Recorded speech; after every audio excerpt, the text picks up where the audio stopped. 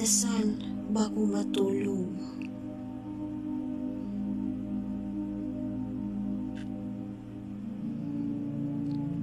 Diyos naming Ama, may likha ng langit at lupa, kataas-taasang Diyos na aming pinupuri at tinitingala.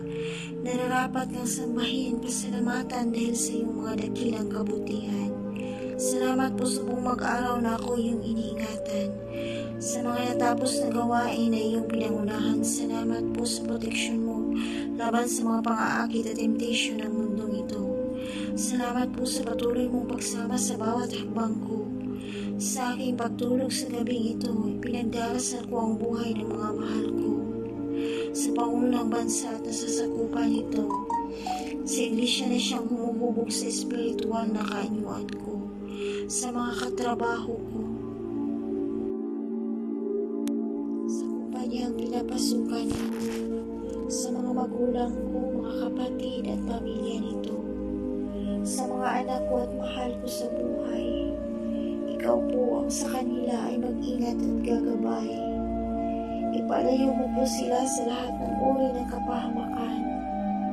Pagpalain mo po ang kanilang bawat kalakaran. Gawaran mo po sila ng mabuting kalusugan, kasaganaan at mahabang buhay. Tabunan mo po sila ng banal na dugo ni Jesucristo.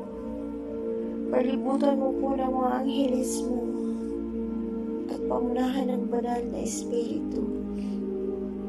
Sa pagtulog namin sa gabi ito, bigyan mo po kami ng kapahingahan. Papanaginipan po sana namin ang iyong dakilang karigtan.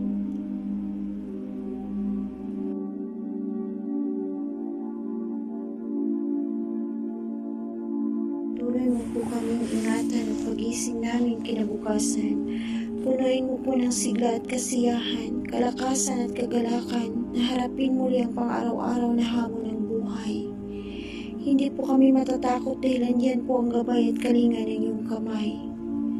Tulungan mo po kaming sumunod imbis na sumuway sa iyong mga nais at kagustuhan sa aming buhay. Dahil ikaw po ang mas nakakaalam kung sino kami at anong pangailangan namin. Pangunahan mo po kami ng mahal na Espiritu Santo para lahat ng aming iniisip, sasabitin at gagawin ay naaayon sa iyong kalooban. Dahil ikaw po mayakda ng aming buhay, kaya lahat ay sa iyo lamang nakasalalay.